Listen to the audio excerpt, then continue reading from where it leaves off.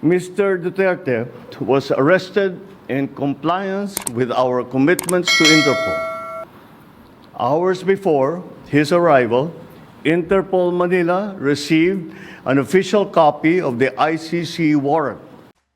Bago tayo magpatuloy, huwag kalimutang mag-subscribe sa aking channel.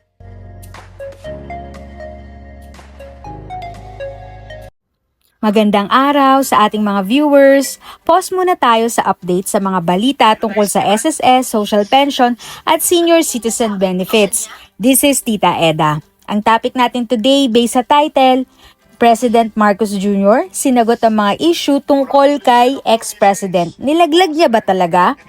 Heads up lang po, si Tita Eda ay neutral sa nangyayari. Hindi po ako pro or anti. Doon lang po tayo sa tama.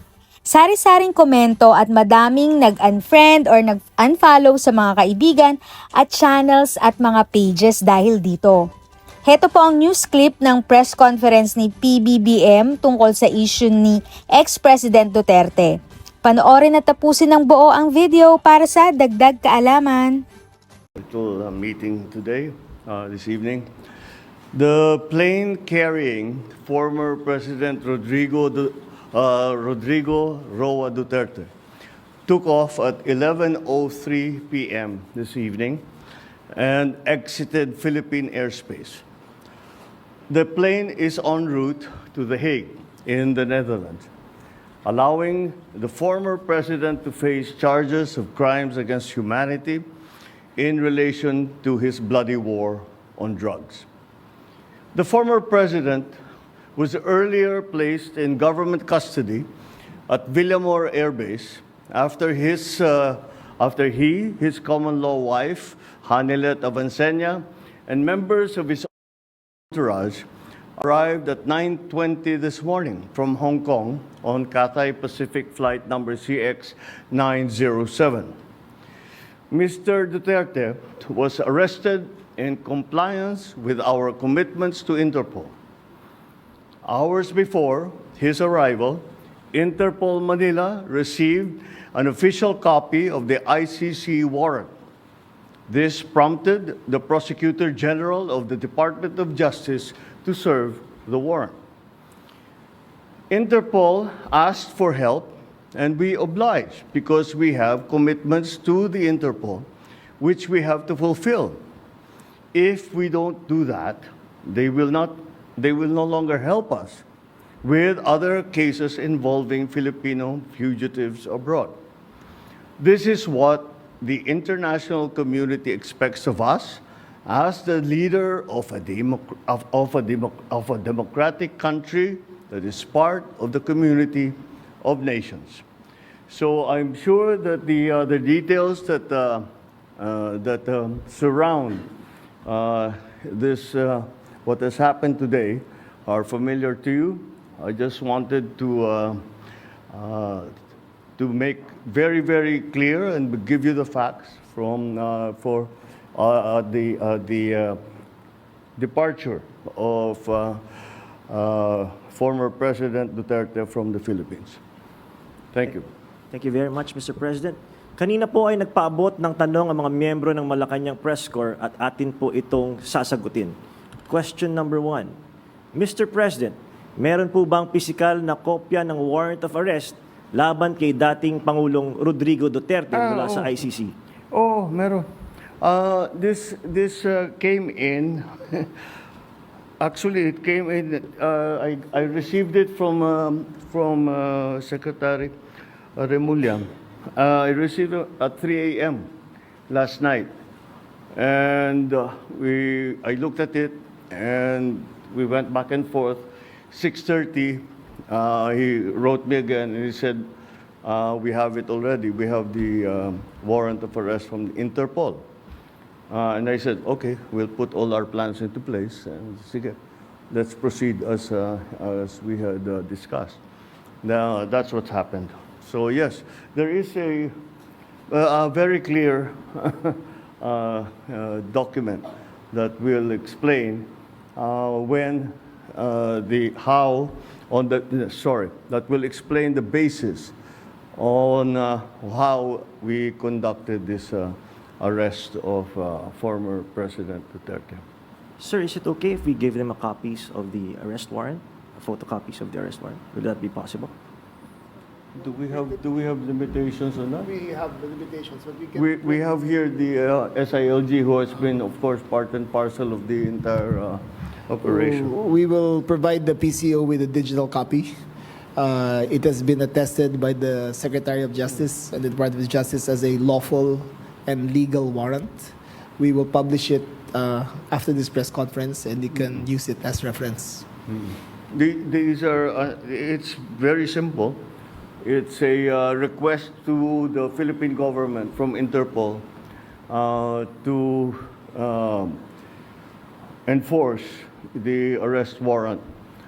And of course, we comply with our commitments to Interpol. We did not do this because it was derived from or it came from ICC.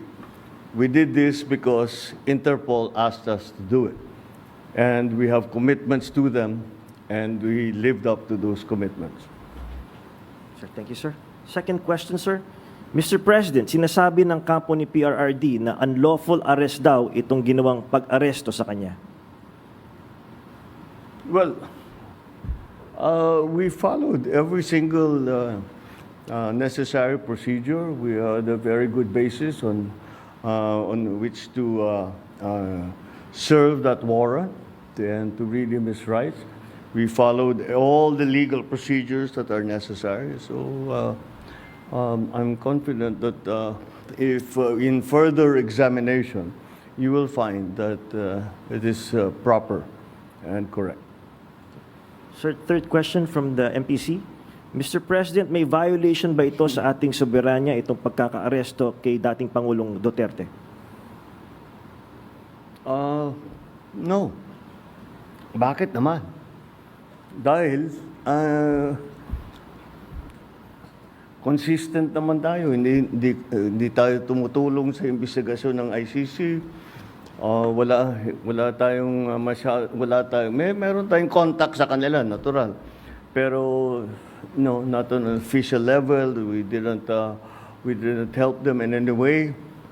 The arrest that we did today was in compliance with our commitments to Interpol. It just so happened that came from ICC. But it's not because it came from ICC. It's because it came from Interpol. Pang-apat po na tanong, Mr. President, sinasabi po nila na ito ay political persecution lamang at may kaugnayan din daw sa 2028 elections. Okay, well, I'm sure sasabihin nila yan. But this case started in 2017 when we were still members of the ICC. And it was during the time of former President Duterte.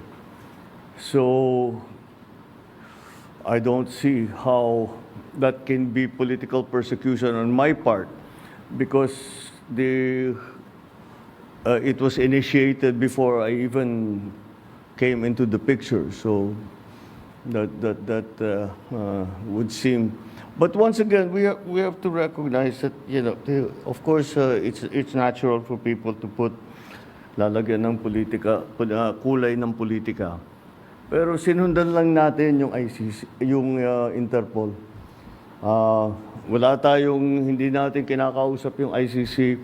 Marami silang hinihingi sa atin ng mga dokumento, wala kaming binigay. Yun lamang, hindi natin mahindian ang Interpol. Pag sinabi sa atin, tulungan nyo kami, kailangan namin kunin itong taong ito. Dahil, kung maalala ninyo, lahat ng mga tumakas dito sa Pilipinas, kagaya ni Alice Go, kagaya ni Arnie Tevez, kung sino-sino pa, pati naman yung mga human trafficking sa Myanmar, pati sa mga madadamay. Sinong tumulong sa atin para makita natin yung mga mga ating kababayan na inaapi at ginagamit sa masamang paraan. Ang Interpol. Kaya naman, dapat naman tayo, pagka sinabi sa atin, tulungan nyo kami sa ganito, tumulong kayo. Kaya naman, ganun ang ginawa natin. Maraming salamat, Mr. President, sa paglilinaw ninyo. You want to ask another question? All right, sure. Sir, there are calls for people power. There are, in fact, as we speak, protest actions ongoing. Would you like to address the supporters of the former president? The supporters of the former president? Well, you know, again, the government is just doing its job. Wala namang, it's not because it's one person or another that we do the things that we do. Maybe sa nung mga nakaraan na mga administrasyon, baka ganun ang ginagawa. Pero para sa akin, hindi naman ganun. Sumusunod tayo sa batas. We are a member of the community of nations. We must live up to our responsibilities, to the commitments that we have made to the community of nations. And that is what's happened here. The politics doesn't enter into it.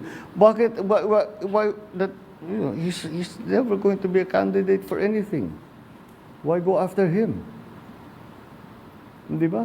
At saka 2017 pa ito, wala pa ako. Civilian pa ako noon. So this is the evolution of his case, and this is where we end up. Yeah. All right. Thank you very much, Mr. President. Thank you. Thank you. If sa tingin mo, natulungan ka ng video ko na ito, nakasave ka sa oras mo, you can click yung thanks button at any amount ay malaking help sa pag-grow ng channel ko. Yun lang po muna ang aking update. Sana ay nakatulong na dagdag kaalaman ang aking shinare today. Ang goal ng aking channel ay mag-create ng awareness. Kung ganitong mga topic ang gusto mo, panoorin mo ang mga videos ko na ito.